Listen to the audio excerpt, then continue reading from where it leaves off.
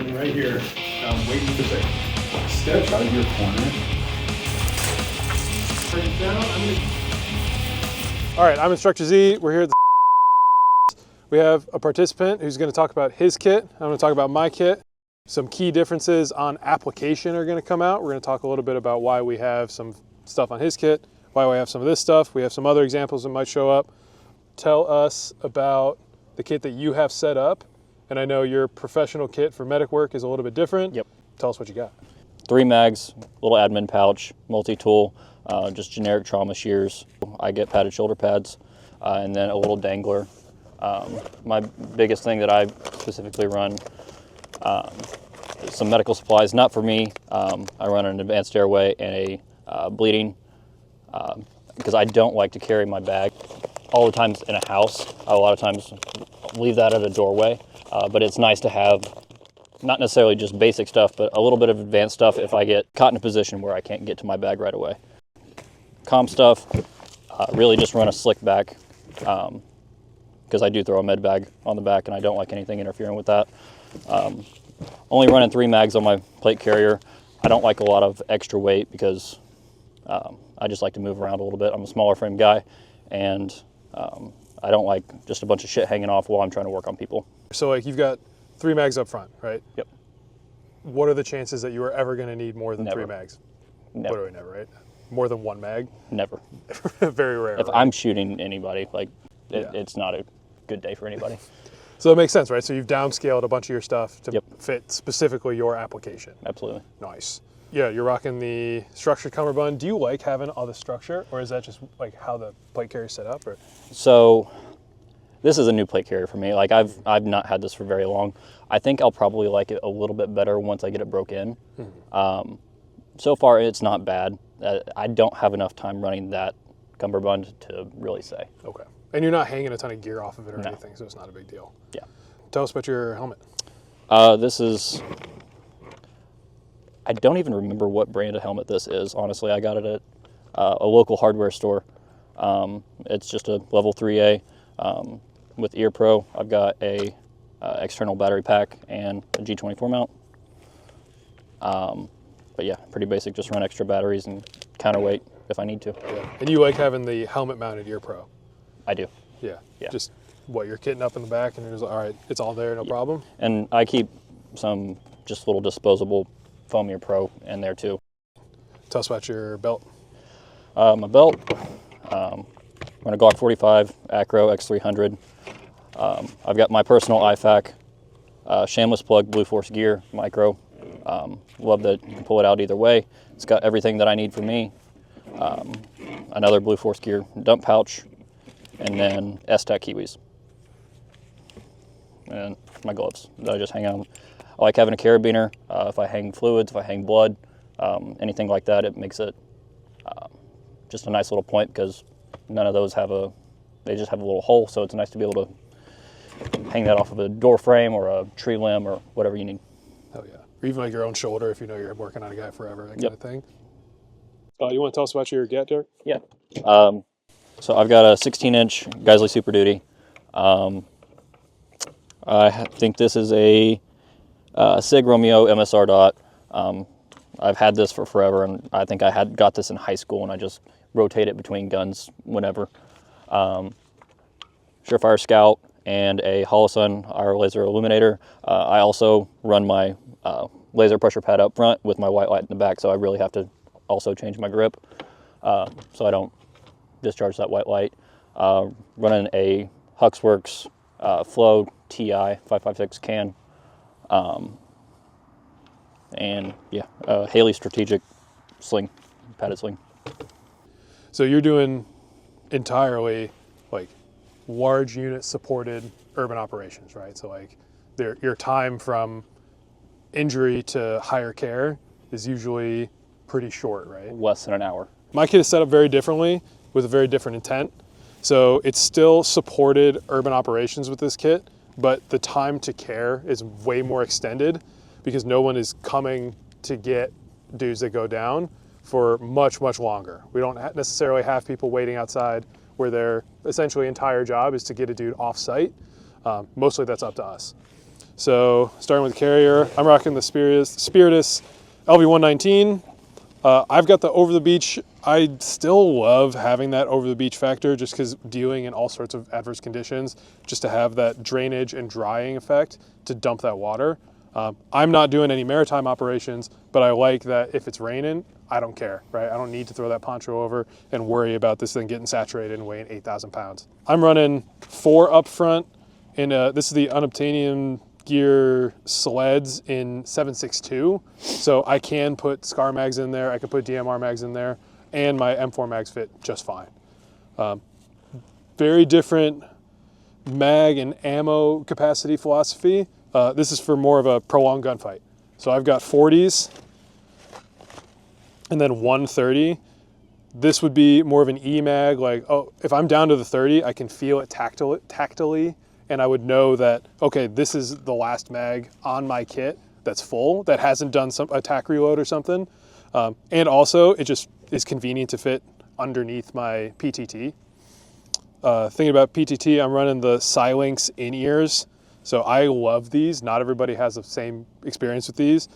Noise canceling, bone conduction mic, so it's all built into the one unit, and the sound comes through crystal clear.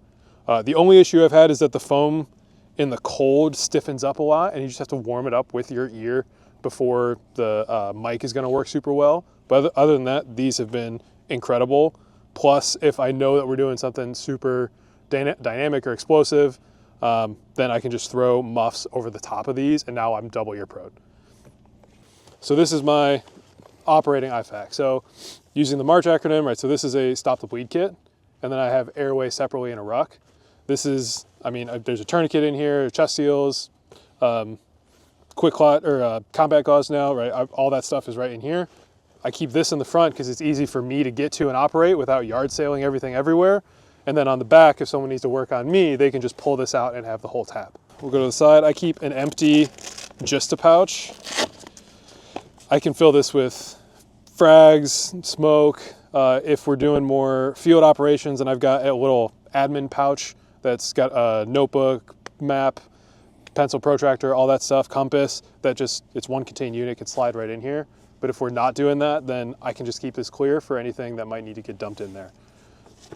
In the back, I've got the axle zipper on top. So again, I can just put more excess stuff in here. If it's pens, pencils, chem lights, another magazine fits in here nice and snug. If I need to, I can close that top. Or if something happens, I need a secondary radio, that can go in there. It's not ideal, but it's a place for it to go. Moving on the inside. Radio, not going to talk too much about that. I've got the cattail antenna displacement kit. So I've got this wrapped all the way in the back. You'll see that in a second. Moving over, wearing side plates, because wear your side plates. In the back, I've got more rescue gear. So I'm rocking tubular nylon, which can be used for making improvised litters or rappel anchors or all sorts of other like versatile applications. I love having that thing. You can drag, I mean, all sorts of stuff. That's one rescue element. The second rescue element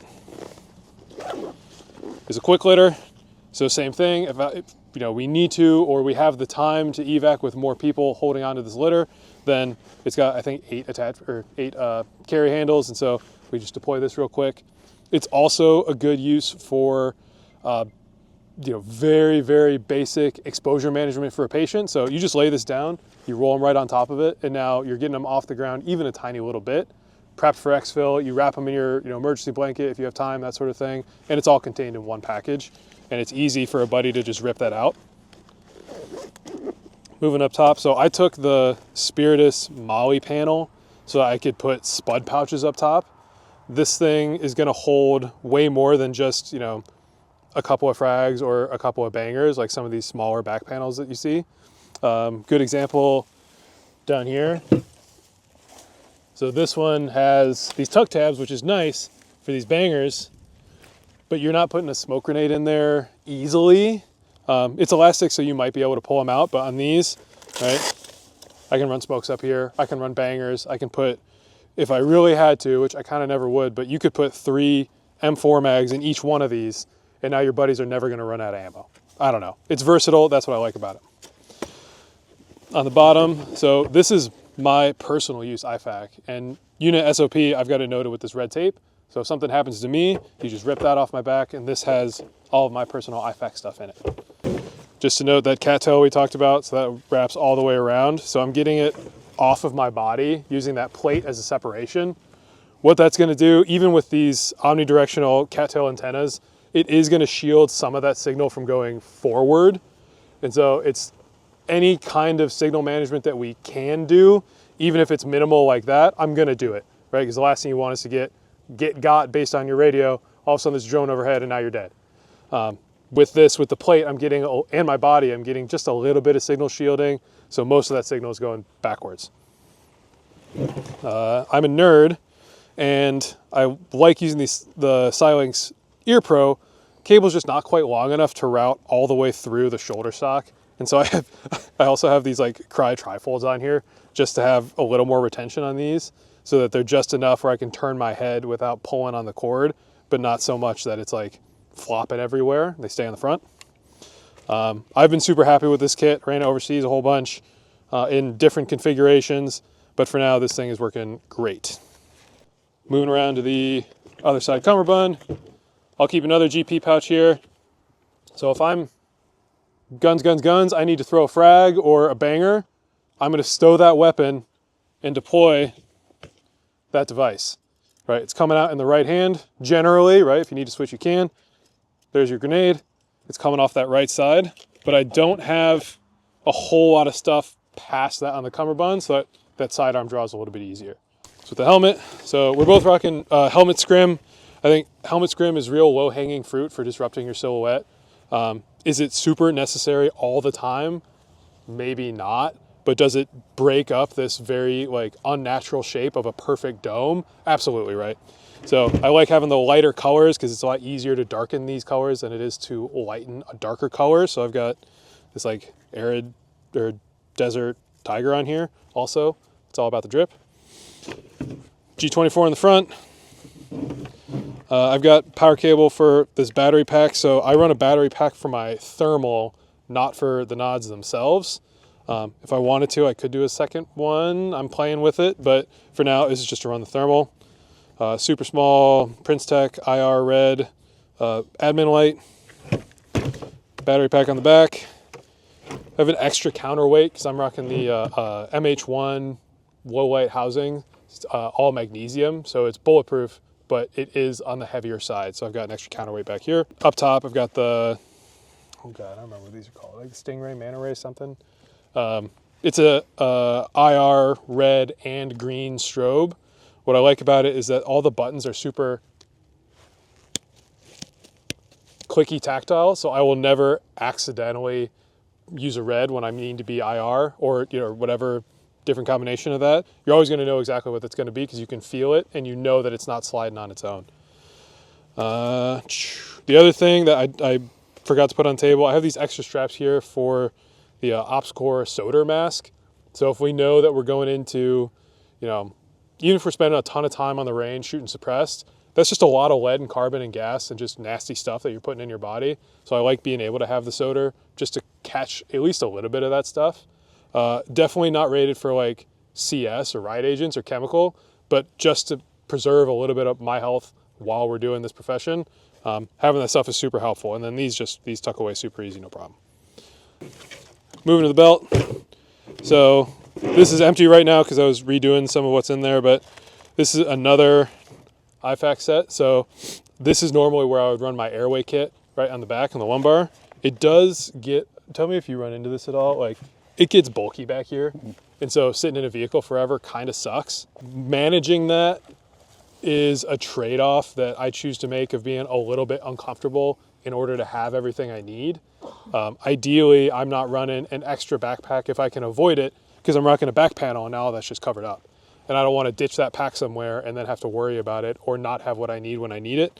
So I'm just going to be uncomfortable and that's fine. It's not a big deal. This plus having the roll one on the back of the kit, it does even it out a little. Just means I'm sitting on the edge of whatever seat I'm sitting on. To move around, so I've got this banger hang down here that can also fit a tourniquet depending on what we're doing. Same thing, carabiner if I'm hanging IV bag. I like the the S clips. So I don't know about you, but like I've definitely have had super bloody hands. I'm trying to hang this bag and I drop the bag out of the carabiner hand. It's like, oh, now I feel stupid.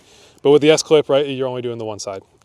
Same thing, you can hang it anywhere. I've hung it on my shoulder strap before because I'm not leaving this patient, and it's same, right? So you just drop it there, all good. Pistol mag.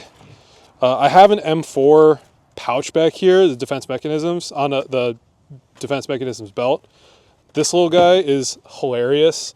So it's a mini chem dispenser. So you just pop it, crack it, throw it wherever you need. Not going to talk too much about when we would use these, but it's really very handy to have. The only thing is the mini chems are like more expensive than ammo, which is stupid, but you do what you can. Back here, I have the Unobtainium Gears AICS mag pouch. If, I have to change out this whole thing for my DMR kit, which again, that placard can accommodate. Now I can keep another one of those on my belt if I needed more ammo, because it's all of those magazines they're not 30 or 40, right? They're 10 or 20. So if I need that extra ammo, I can throw it on my belt. It's also this nice rigid platform. So if I have a notebook or something, I can also jam that in there. If I needed more mini chems, I could probably also put that in there. And then on the side, right, 320 Safari WAN. Before anyone talks shit about the 320, look at all the medical I have. Enough said. So this is my training rifle setup. See, right now we've got a UTM Blue Bolt in there. Most of my lowers have a law folder on the back, and the Blue Bolts don't play super well with the law folders because the extension tab in the back doesn't fit into the back of the Blue Bolt. So this is a different lower that I'll use for training. It's a fixed buttstock, which I wouldn't normally do. This one just happens to be the perfect length of pull for my body, so it works okay. Got the riser this is the Vortex Crossfire 2, I want to say, which I have loved this optic. So these things, I'm hard on all of my gear. This one has taken, UTM rounds. I've smacked it into shit all the time. It just keeps on kicking. Night vision modes, which is essential, and the battery life is incredible. So I've been really happy with this. NGOL on the front with the pressure switch running forward, so that in my C grip, the pressure switch for the laser is up here, and white light, rocking the stream light back here, pressure switch is in the back. So if I'm going to use that white light, I need to really want it, versus the laser, it's ready when I need it, which is much sooner. Again, I'm using night vision, and so that PID doesn't require the white light, but if I need to strobe somebody or we're doing SSE afterwards, right, that white light's available.